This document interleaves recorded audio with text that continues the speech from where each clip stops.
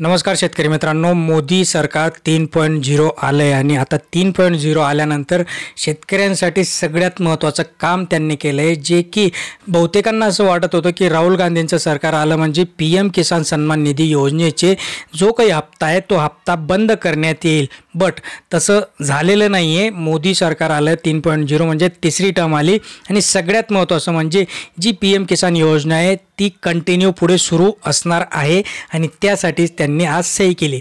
आता याच्यामध्ये सगळ्यांना प्रश्न आहे की मग पैसे कधी डिपॉझिट होतील. तर मित्रांनो, त्यांनी ज्या मागे आपण एक माहिती पण दिली होती की 15 जूनपर्यंत सगळ्या जे काही शेतकरी त्यांचं KYC करून घ्यायचं आहे.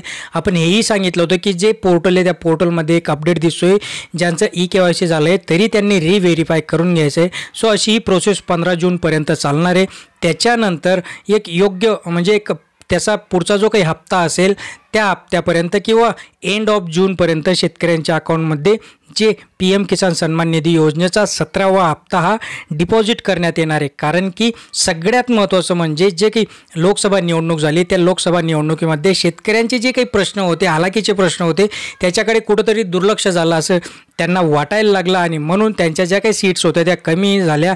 परत शेतकऱ्यांसाठीचा जो एक महत्त्वाचा मुद्दा म्हणजे कंगना राणावतला ज्या पद्धतीने कानशिलामध्ये लगावली आणि त्याचाच परिणाम म्हणून या सगळ्या गोष्टी फटाफट आता शेतकऱ्यांसाठी उरकवण्यात येत आहे. महत्त्वाची माहिती म्हणजे हीच की शेतकऱ्यांसाठी आता पुढचा हप्ता लवकर डिपॉझिट होणार आहे. धन्यवाद.